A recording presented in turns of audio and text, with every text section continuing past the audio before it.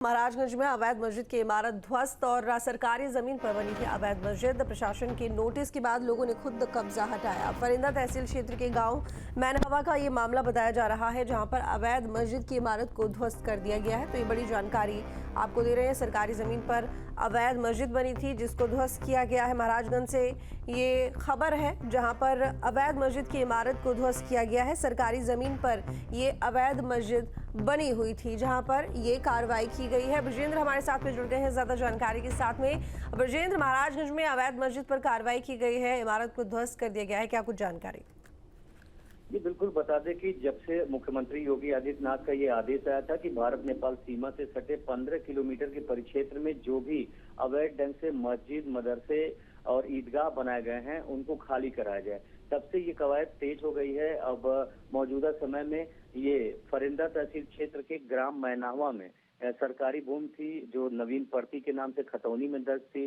काफी सालों से वहां पे कब्जा किया गया था। प्रशासनिक अधिकारी द्वारा नोटिस भी भेजा गया था, जिसके बाद वहां बुलडोजर एक्शन भी होता, लेकिन ग्रामीणों ने और कमेटी के जो लोग थे उन लोगों ने मिलकर जो अपना कब्जा था उसको हटा लिया है। जी ठीक है। ये यहाँ पर कब से इमारत बनी हुई थी?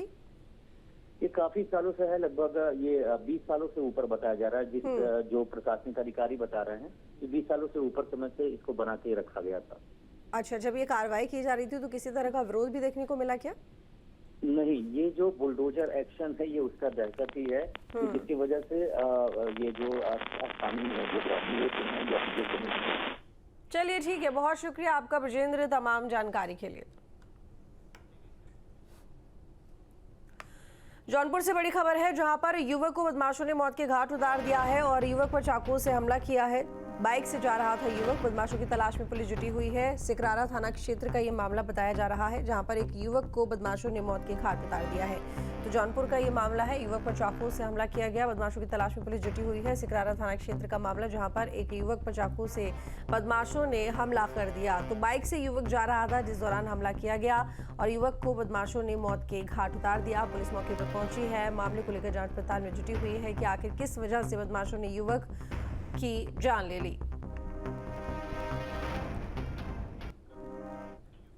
जौनपुर ट्रिपल मर्डर से जुड़ी बड़ी खबर। पीड़ित परिवार की सहायता के लिए 4 सदस्यीय समिति गठित की गई है। जिलाधिकारी ने गठन किया है और शासन की विभिन्न योजनाओं से आच्छादित किया जाएगा। बच्चों को स्पॉन्सरशिप योजना से आच्छादित किया जाएगा।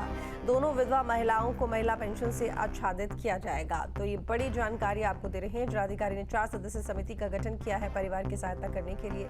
तो पीड़ित परिवार की सहायता के लिए 4 सदस्यीय समिति का गठन किया गया। जौनपुर ट्रिपल मर्डर से जुड़ी ये बड़ी जानकारी जिलाधिकारी ने गठन किया है और शासन की विभिन्न योजनाओं से आच्छादित किया जाएगा, जैसे कि बच्चों को स्पॉन्सरशिप योजना से लाभान्वित किया जाएगा और दोनों विधवा महिलाओं को महिला पेंशन से आच्छादित किया जाएगा, जिससे कि उनकी गुजर बसर सही से हो सके और बच्चों को सही शिक्षा प्राप्त हो सके। आरक्षी ऋतु का शव लखनऊ से अमरोहा पहुंचा। मृतक आरक्षी ऋतु के परिजनों ने जाम लगाया है, सामान नहीं मिलने पर जाम लगाया। सर्वोदय नगर में किराए के मकान में फांसी लगाई थी आरक्षी ऋतु ने। मौके पर पहुंची पुलिस परिजनों को समझाने में जुटी हुई है। अमरोहा के थाना सैद नकली हसनपुर रोड का मामला बताया जा रहा है। तो बता दें कि मृतक आरक्षी ऋतु का शव लखनऊ से पहुंचा अमरोहा और मृतक आरक्षी ऋतु के परिजनों ने जाम भी लगाया। सामान नहीं मिलने पर ये नाराजगी और सर्वोदय नगर में किराए के मकान में फांसी लगाई थी आरक्षी ऋतु ने। मौके पर पहुंची पुलिस परिजनों को समझाने में जुटी हुई है। अमरोहा के थाना सैद नकली हसनपुर रोड का मामला बताया जा रहा है।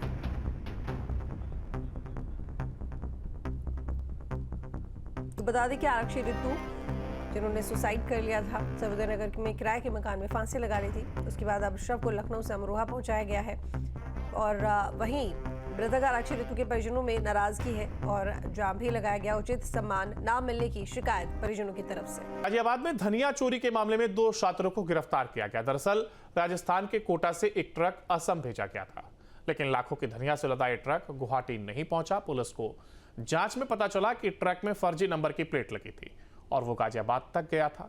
राजस्थान पुलिस ने मामले की जानकारी गाजियाबाद की क्राइम ब्रांच को दी, जिसके बाद मधुबन बापू थाना क्षेत्र से ट्रक बरामद किया गया और आरोपियों से 366 बोरे धनिया के बरामद किए गए हैं।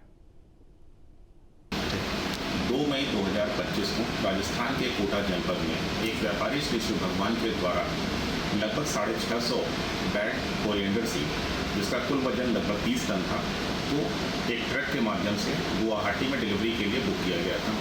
उक्त ट्रक को उन्होंने एक मोबाइल ऐप के जरिए बुक किया था। निर्धारित अवधि बीतने के बाद भी उक्त ट्रक गुवाहाटी न पहुंचने पर पीड़ित द्वारा इसकी खोजबीन शुरू की गई और 18 मई 2025 को जनपद कोटा के थाना रामगंज मंडी पर मुकदमा भी पंजीकृत कराया गया था। अभियोग पंजीकृत होने के उपरांत कोटा पुलिस के द्वारा यह पाया गया कि उक्त ट्रक गाजियाबाद तक आया है। इसके बाद उनके द्वारा स्वाट टीम क्राइम ब्रांच को सूचना दी गई। स्वाट टीम द्वारा इस प्रकरण में गंभीरता से तत्परतापूर्वक कार्रवाई करते हुए इलेक्ट्रॉनिक सर्विलांस और मुखबिर की सूचना के आधार पर 2 अभियुक्तों को गिरफ्तार किया गया। बदायूं में नीलकंठ मंदिर बनाम जामा मस्जिद मामले में सुनवाई हुई है। सुबह 10 बजे के बाद होगी मामले पर सुनवाई। बदायूं के सिविल कोर्ट सीनियर डिवीजन में सुनवाई दोनों पक्ष में सुना जाएगा, तो वहीं मामला सुनने योग्य है या नहीं, इस पर भी फैसला होगा।